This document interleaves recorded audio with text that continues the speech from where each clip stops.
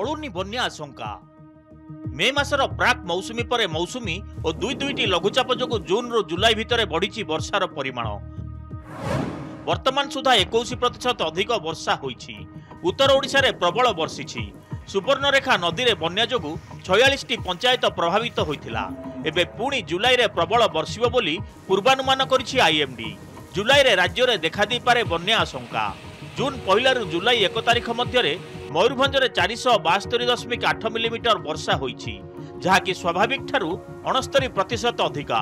सेही भली बालेश्वर रे 28%, केन्दुझर रे 40% और भद्रक रे 16% अधिक वर्षा होईछि।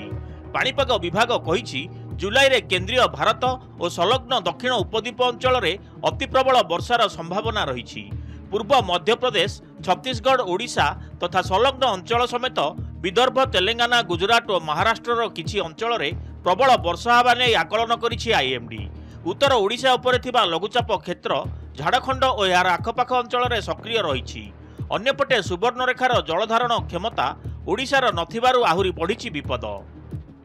इसलिए पुणी आम गत थर जी जाइए वर्षार अनुपात अनुसार आम जाना गत थर आमको 300 mm 400 mm वर्षा हो जाता और एककालीन वर्षा हो जाता। तेणु से भाया जब वर्षा हम ताहले आपण निहाती भाव आम जनइबू जे सतर्क करेबू या वर्षा आसबार संभावना। सुवर्णरेखा आम टोटाली आम उपर किसी आम कंट्रोल कर कौन अधिकार ना बा आम पाखे किसी कैपेसिटी ना।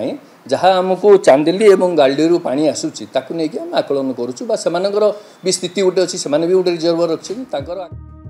स्वाभाविक ठारू अधिक वर्षा किछि जिला पई शुभंकर होई पारे। गजपति, नुआपड़ा और झारसुगुड़ा रे स्वाभाविक ठारू कम वर्षा होईछि। आगकू हेबाकू थिबा लघुचाप वर्षा एहार भरणा करि पारे।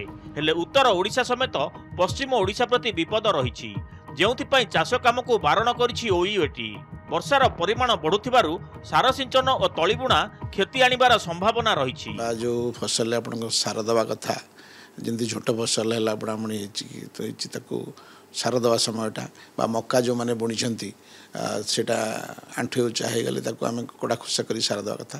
तेणु जो जो फसल सार एले दवा कथा जेहेतु अधिक वर्षा होची आम चाषी भाई मानक उपदेश दौचु सार प्रयोग वर्तमान टे खराब आसला पर्यंत बंद रखु और बुणाबुणी बंद रखु। उत्तर ओडिशा उपरे थिबा लघुचाप क्षेत्र पश्चिम उत्तर पश्चिम आड़ को गति करुछि।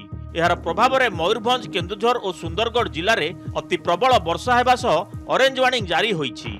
एतिसह देवगढ़, संबलपुर, अनुगुल, ढेंकानाल और बरगढ़ रे भी प्रबल वर्षा नहीं येलो वार्निंग जारी होईछि। भुवनेश्वर कैमरा पर्सन नील कस प्रियप्रीतम महांती रिपोर्ट, नंदीघोष टीवी।